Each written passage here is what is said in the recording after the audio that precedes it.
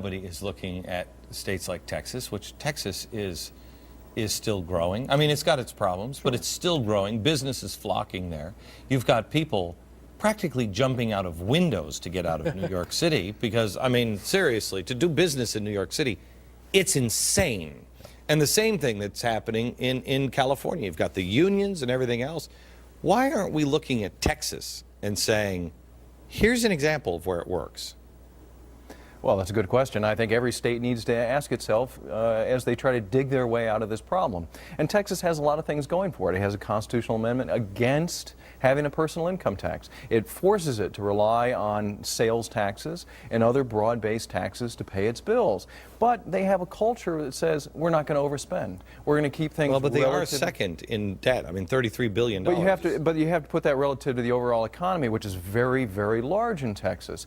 So it may not be as problematic for them as it might be for other states, which are weak and in deep financial trouble. Which is the best state, and take this from any of you, which is the state that is in the best shape, and not just because it has no people living there, which one is in the best shape overall? Who wants to take it? Well, Texas is sitting on a pretty sizable rainy day fund. I think it's now around $10 billion, which gives them a pretty good cushion. And then there are other states that are not so bad, whether it's a Colorado or help me out, Josh.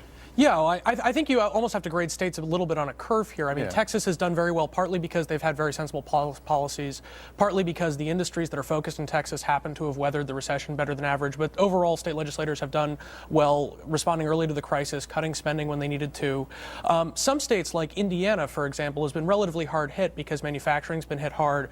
But they started very early, saying we need spending restraint in our state. We need to respond to this crisis early by getting the budget under control, growing spending at a level that was sustainable. And they haven't had the kinds of big tax increases that you've seen in some of their neighboring states because they reacted early to the crisis. So Indiana isn't one of the states in the best economic shape right now, but they're doing better than they would have if they hadn't pursued such good policies. And Troy, California is, I mean, they're hammering the people. I mean, honestly, I don't know how people even accept an IOU from the state. You're like, you gotta be kidding me. Give me my money back.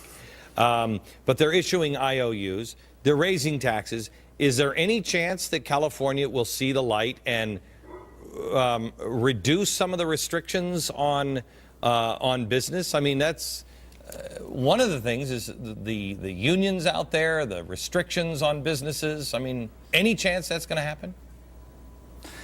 Well, the question becomes at what point it will. It's difficult to see if it hasn't happened now, what could drive that. I mean, you wonder if the state has to go totally over a cliff. I mean, as you pointed out, well, hasn't it? Our tax structure is pretty close, and we're still not seeing much of a change on the political side. Now, there's a grassroots reaction to a certain extent. President Obama won California in 2008 with about 64% of the vote. Last year, when we put tax increases on the ballot, they went down with 66% of the vote. And there's also a strong movement for a part-time legislature, sort of modeled on Texas here. So there is a grassroots resistance to it, but the political class is so entrenched and is so committed to this model that they've developed for about 35 years. I mean, we have lost... Go ahead, finish up. Well, I was just going to say from 2004 to 2007, we actually lost more people in California to Texas and Oklahoma than we gained from those states during the Dust Bowl.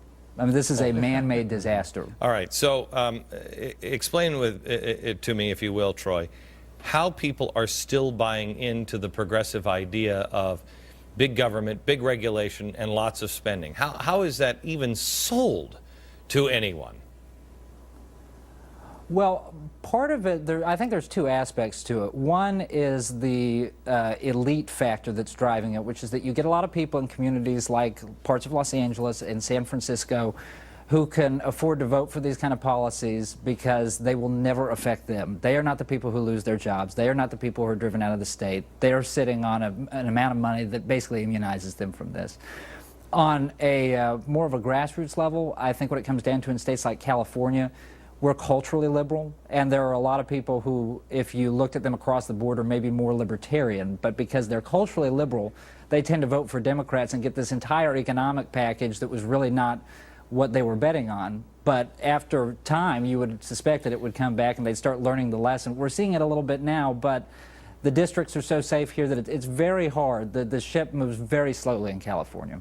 Well, Glenn, you can also get institutionalized class warfare, and we just saw this in Oregon, where voters supported a dramatic increase in the personal income tax rate as well as the corporate rate in order to pay for various social programs, because to them it was don't tax me, tax the guy behind the tree.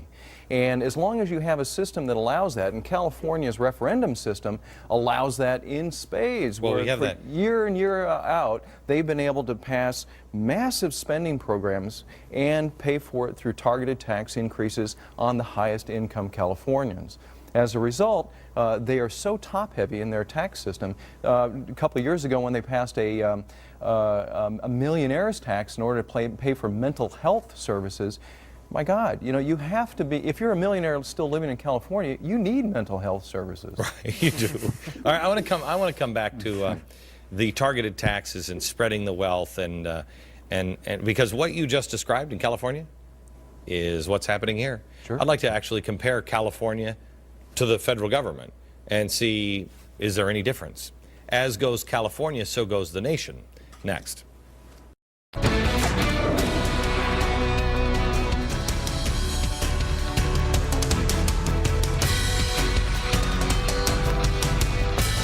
California's a mess. We're going to be out in California all next week, looking at some of the problems, some of the solutions, meeting some of the people there. It's a mess. And when that thing comes crashing down, correct me if I'm wrong. Well, let me introduce our guest. Troy Senik, he is in California. He's a contributing editor for the Center for Individual Freedom. Scott Hodge, president of the Tax Foundation. It is a nonpartisan tax research organization based in Washington, D.C. And Josh Barro, he is a fellow at the Manhattan Institute, which focuses on tax and budget issues. Here's what concerns me, and I want to look at California and compared to the federal government. Before we go there, California, everybody agree that it's going to be the first state to collapse?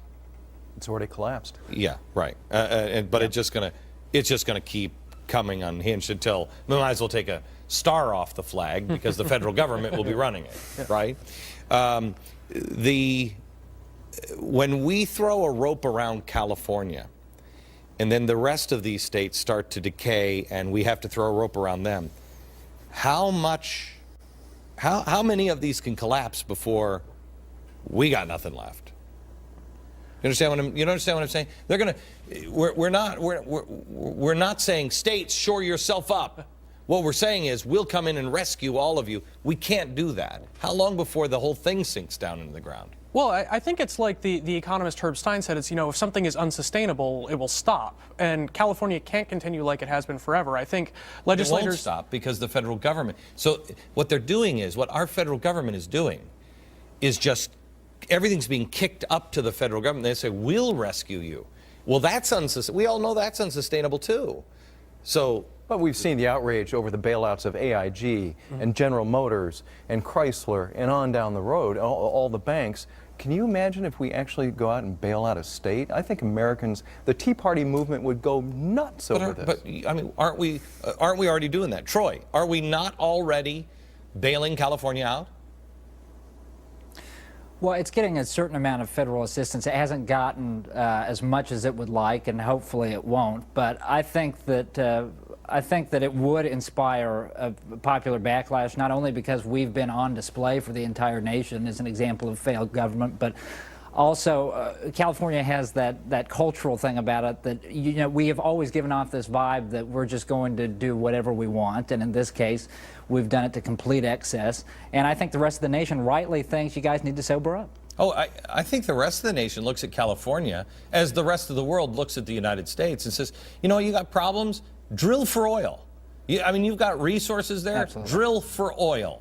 Stop telling the rest of the world how we're supposed to live. You know, you're complaining, California complains about, you know, the price of gasoline, et cetera, et cetera. Well, of course you're complaining about gasoline, the way you're having to refine it and everything else there. It's an insane practice. And I mean, you know, you're never going to be able to fix a problem until you admit that they have a problem. And I don't see them doing that. And I don't see the federal government saying California has a problem, because let's now compare California with the federal government. Scott, let me start with you. At the federal level, the U.S. government has the most progressive income tax system among all industrialized nations, according to the OECD in Paris. We rely more heavily on the top 10% of taxpayers than any other industrialized nation.